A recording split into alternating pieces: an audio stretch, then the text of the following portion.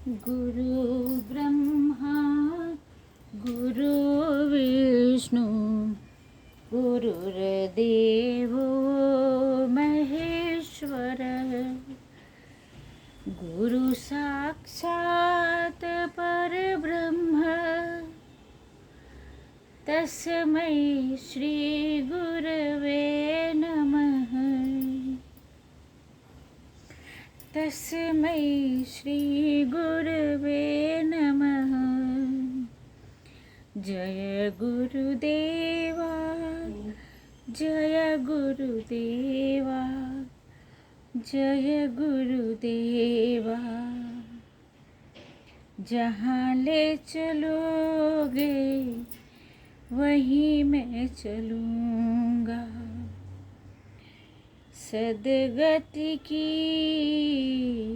राह को पावै रूप विराट का दर्शन पावै।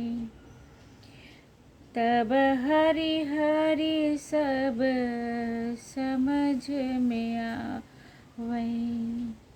जय गुरुदेवा जय गुरुदेवा जय गुरुदेवा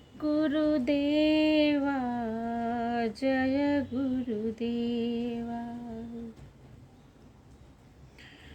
अब सौंप दिया इस जीवन का सब भार तुम्हारे हाथों में। हर जीत तुम्हारे हाथों में है, हार तुम्हारे हाथों में। मेरे चैनल में आपका स्वागत और अभिनंदन है।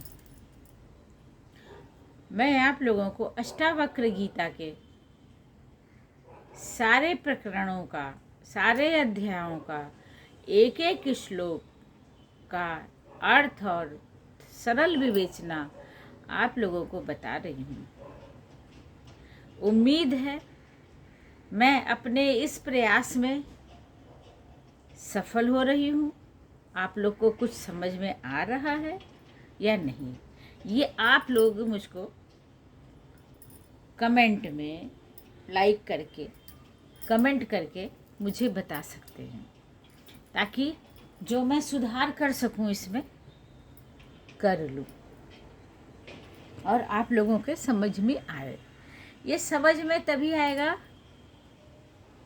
जब आप एक एक श्लोक को का अर्थ, सरल अर्थ और उसको उसकी छोटी सी विवेचना समझ करके उसको और विस्तृत अपना चिंतन मनन बढ़ाएंगे, तभी आपको पूरी तरह ये समझ में आएगा। मेरा श्लोक है, ये विराट आख्यान प्रकरण है अष्टावक्र गीता का, जो महाग्रंथ है। यह अद्वैत वेदांत का बहुत बड़ा ग्रंथ है, त्रेता युग में लिखा गया। और राजा जनक को अष्टावक्र ऋषि ने, महर्षि ने उनको ये ज्ञान दिया। निर्वासनौ निरालम्बः स्वच्छन्दो मुक्तबन्धनः क्षिप्तः संस्कार वातेन चेष्टे शुष्कपर्णवतः। क्या कर रहे हैं हमारे ऋषि? विषय रहित, आश्रय रहित, स्वच्छंद और सभी बंधनों से पूरी तरह मुक्त हो चुका आत्मज्ञानी संसार रूपी वायु में सूखे पत्ते की तरह व्यवहार करता है, अर्थात अपने आप को हवा के आश्रय छोड़ देता है। विवेचना, इस सूत्र में भी ऋषि ने प्रयास रहित कर्म की व्याख्या की है। वो कर्म हमें करना है कर्म करने के बाद उसके फल की इच्छा या उसके बारे में सोचना छोड़ देना है, उसके बारे में प्रयास करना है। जो आत्मबोध को प्राप्त हो गया, आत्मलब्ध हो गया, उसके लिए ये सब सहज हो जाता है। वो प्रयास रहित कर्म उसको समझ में आने लगता है, जैसे स्वचालित यंत्र सारे कार्य करता है, उसी प्रकार ये शरीर भी कार्य करता है। बिना किसी अतिरिक्त प्रयास के पूर्व निर्धारित, समयबद्ध और सहज रूप से वो अपने कार्य को संपन्न करता है। यह सहजता इसलिए है क्योंकि उसे किसी प्रकार की फल की इच्छा नहीं है, किसी प्रकार की आसक्ति नहीं है, वह पूर्ण मुक्त है,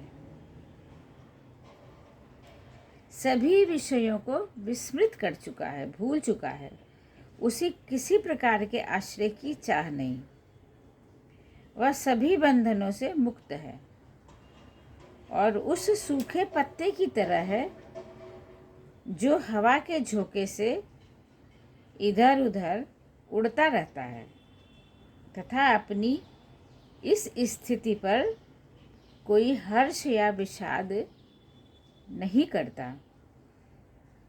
महर्षि गुरुजी कहते हैं कि जो आत्मलब्ध हुआ वह निराश्रय, निरपेक्ष और निर्लिप्त है। जो आत्मलब्ध हो गया वह निराश्रय, निरपेक्ष और निर्लिप्त है। अगर हमें आत्मलब्ध होना है तो मुझे निराश्रय, निरपेक्ष और निर्लिप्त होना पड़ेगा। इसी के साथ ही मैं आप सभी लोगों से विराम लेती हूँ। बड़ों को नमस्कार, छोटों को आशीर्वाद।